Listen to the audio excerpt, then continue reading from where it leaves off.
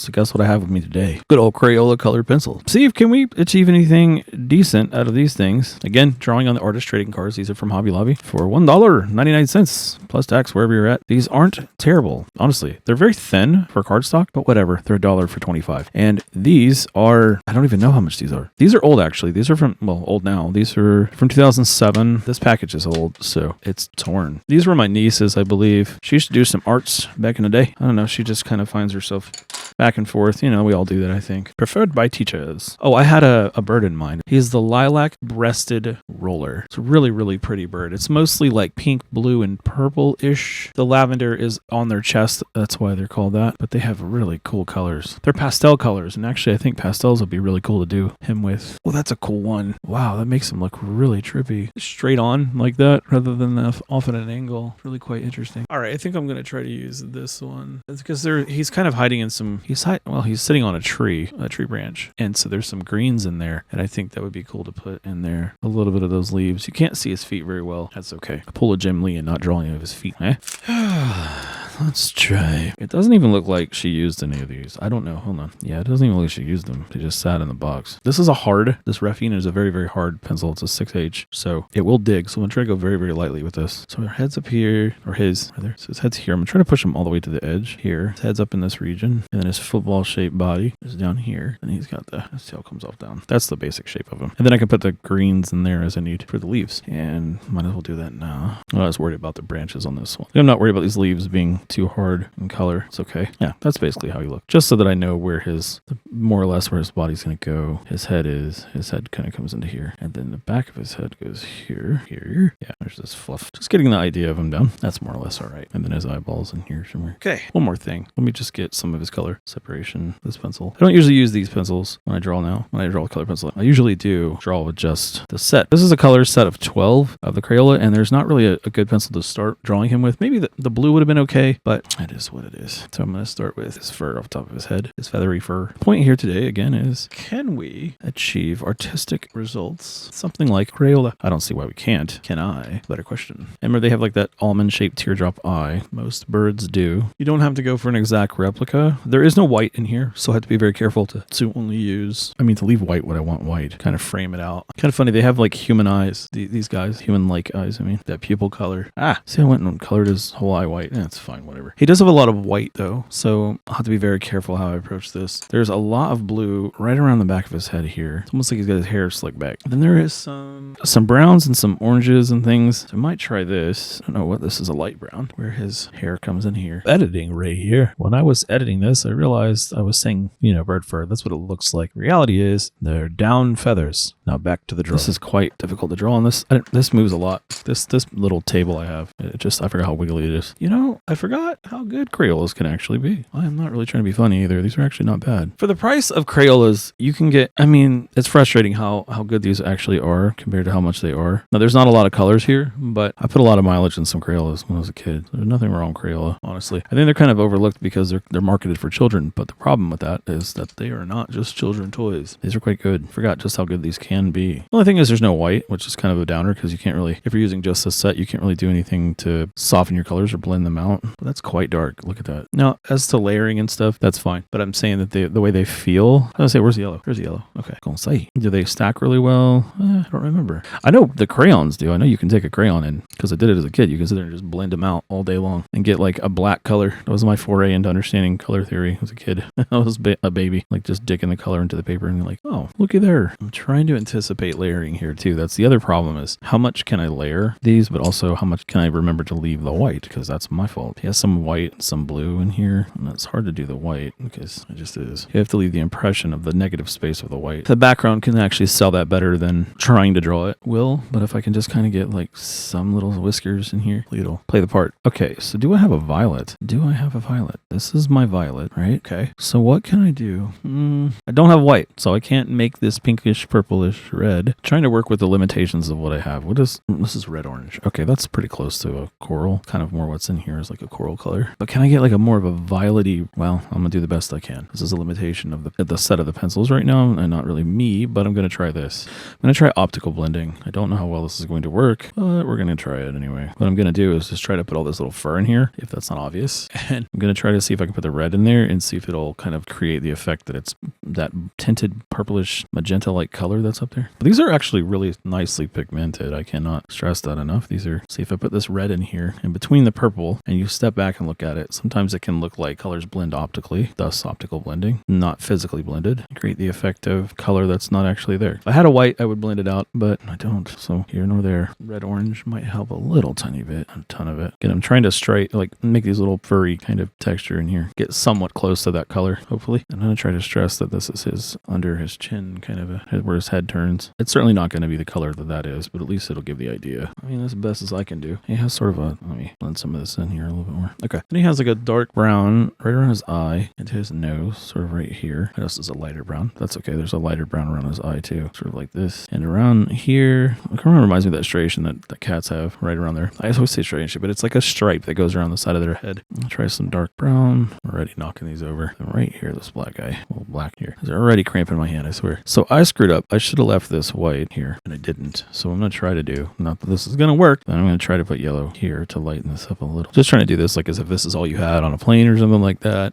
Just kind of, it's a challenge to myself as well as it is to see what you can do with this set itself. If you just bought this only. The Crayolas are far superior to the other sets of pencils that I've used in the cheaper range. I will say the funny thing though is those Dollar Tree pencils lay down as well as a Crayola. The Jots, the ones that I had mentioned before. So pushing some of this light blue around, seeing if I can get some of this to burnish a little tiny bit, just to get a similar hue. And I think that works. So that purple is in there. I wish I had a whiter pencil, but I don't. So I wonder if I can use this yellow to kind of lighten a tiny bit up in between the teeth here. At least he looks cool that way. The purple, of course, if you don't know, when you blend traditional colors and they can look brown if you do opposite colors, contrasting colors. But this is an artistic representation, right? Right. These stack really, really well. I'm actually quite shocked by that because I guess I just haven't really thought to do that with Crayola in a long, long time. A Crayola. Good enough for my house. Some darker blue back here, so I'll just use this purple instead. Like I said, he's nowhere near that color, but that's the best I can do. Just kind of go for like a snowy, I forget the name of that right now. A Perlin noise, I guess, is what I'm going for. Like that snow effect with enough color mixed in. It's really hard to tell that it's not right. It's close enough. And not that I'm saying, if you looked at the picture, you'd be like, oh yeah, no, that looks nothing right. Nothing like it. Well, too bad. That's what you're getting. These colors are really saturated though. I mean, it's not something I would think of Crayola and think like, oh yeah, color saturation. But I mean, they are quite good. Oh, I forgot I had this blue. Could have just went for this one. It's all good. It's all gravy. So there's a sort of a dark blue hue here underneath his wingy wing. Some striation type effect. They all kind of have that, kind of like a roof tile look to them. Just sky blue there, and then I'm just going to take this blue underneath. Surrealism is all about stacking color the right way. That's all it is. If you're patient with the color, you can get some pretty realistic looking effect. What else can we do here? There's a little bit more black here. And while the pencils, maybe this pencil wouldn't be in the set, it's not hard to grab a pencil and bring it with you, a mechanical pencil. If you didn't, you could just use one of the other colors to draw with, like the lighter, like a yellow or the sky blue or something like that. Depending on what color he is, I should have used sky blue to start, but I didn't do that. Not a big deal. And I tend to bounce around a lot when I'm coloring. That's just me. I like to build it as I go. I don't focus on one area at a time. Some people do. I am not that some people. Just laying this green over here. Just kind of cutting in some of these leaves because I don't want to forget where they should go. No way I don't make a goofy mistake, as it were. A kind of goofy mistake. He has sort of this purple hue cutting through the branch there as it comes down. Yeah, sweeps over. You can't really see his tail beyond where I drew it, but back here somewhere. Go for this light brown. And it is just like little fibers. That's what it looks like. Or hair, if you will. So the thing, if you do this, I'm sure you guys know, I'm just talking through my process. If you do this, I've always noticed that you'll keep those little marks in there, even as you go to blend the colors out, because you're kind of digging into the paper. Then you can still add your darkness to it, but this is sort of like the mid-tone where the fur should be. At least that's how I see it. I'm trying to use my arm. It's hard to use your arm when you're drawing so small. This does give me writer's cramp, I'll tell you that much. All right, and I will, just do some of that. See how the shade's starting to fill in really nicely because of that. You can, if you just kind of lightly layer the color in, it'll keep those little marks I did. And there is like a hint of yellowish tan up here, so I can just throw that in there too. Throw the yellow in there like this, and then I can hit the brown with it, and it should lighten up a little bit, but stay within that brown range since I don't have white to work with. Like a sharp color change here, so it looks okay, I think. Okay then. Yeah, these are, I don't know, these are good. I don't remember Crayola being this good when I was a kid. You know, maybe I've gotten better, as I say, but who knows? Maybe it's just not as bad as I remember them being. Or, you know, it was probably just me mostly. I actually don't even remember having Crayola much. I think we had a lot of like rose art kind of stuff laying around. Yeah, see all that color stacked there, plus this red. I should get it a little closer. Trying to put those little striations in there. Well, those little pieces of fur that it looks like he's got going on. About as close as I'm going to get it. And then I can lightly do the sky blue. The colors are really nicely saturated, is what the thing is. And they are layering really, really well. So there's nothing wrong with these pencils. Not a thing wrong with these pencils. Ow. God, that hurts. I'm cramping up really bad. And then underneath his little body here, there's just some darkness where the tree, you know, you can't see what's going on. It's just shade. But see how black this black is? None of the other color pencil sets that are cheap have a black this rich. This is quite dark. There's nothing anywhere near the neighborhood of that in any of the cheaper stuff. So Crayola is definitely where it's at. And just variation of shade is also going to give you more realism effects. So nothing is one flat color in reality. Just doing this, these little leaves first. Okay. And then again, he has that purple kind of sticking down here where his tail's at. It's really hard to make that out down there. Where I'm doing it, you can't really see it. So no worries. Then there's a little bit of brown coming off the back side there. I'll just do it my own way here. As per usual, this is not meant to be an absolute one-to-one. I'm doing what I want. It is a color. This is more of a test than it is a absolute realism kind of thing. Yes, you can definitely achieve very nice results with Crayola color pencils. That was the point. It was incredibly rich, and I don't remember them being like this, but like I said, I don't recall how much I actually used them now that I think about it. It was probably like rose art or something. Those always sucked. Those were absolutely terrible when I was a kid. Yeah, they're sort of like greens in here and just make it my own. I feel like fiddle farting with the whole background here. It's meant to be an illustration anyways. It doesn't have to be exactly right. It's meant to look like he's standing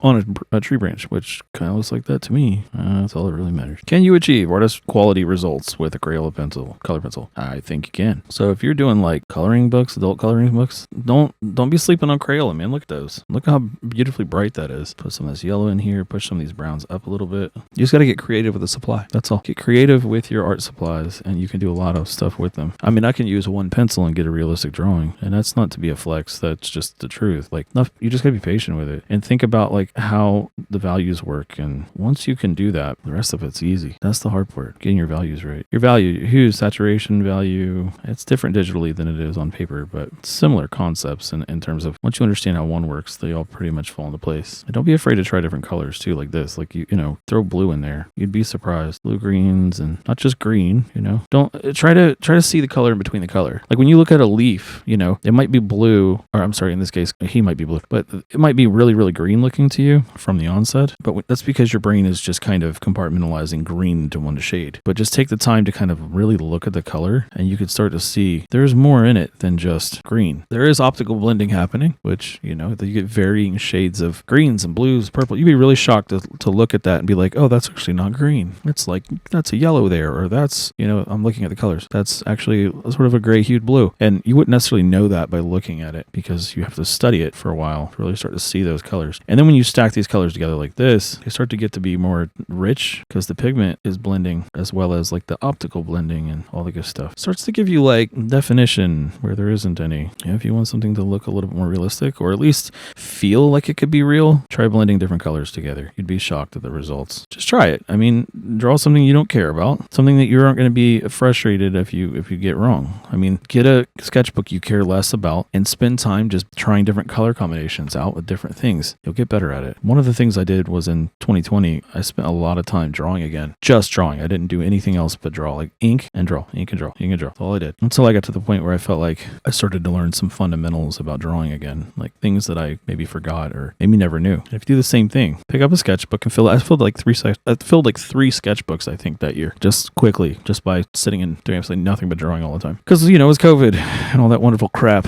And my wife and I were working a ton at the time. And so I spent more time doing drawing, which I know not all of us can do that, but we were working a lot. And I was just like, we were taking turns doing the deliveries. And I'd just be sitting in the car. I'm like, well, I might as well draw. And then sometimes she would drop me off at the park and I would just sit and draw.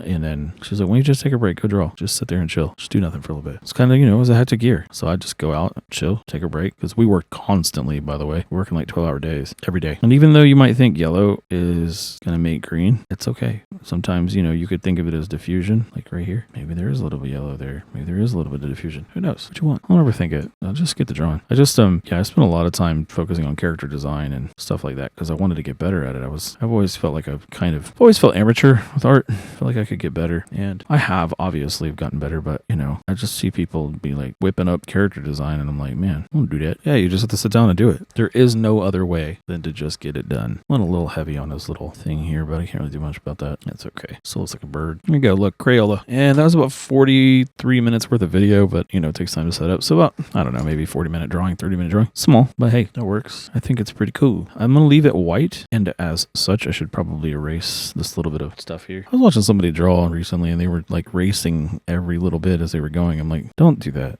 Just draw. Erase later. Like, erase your foundation, sure, but like, just transfer the paper then. Use a light box if you're going to do that. There's no reason to erase that much, I don't think. Well, there we have it. Just spend time, you'll get better. That's all there's to it. Practice, practice, practice. Practice makes perfect. And I always say there's no such thing as perfection, so keep practicing. These are quite good. I'm very shocked. I really am. Genuinely shocked that these are as good as I don't remember.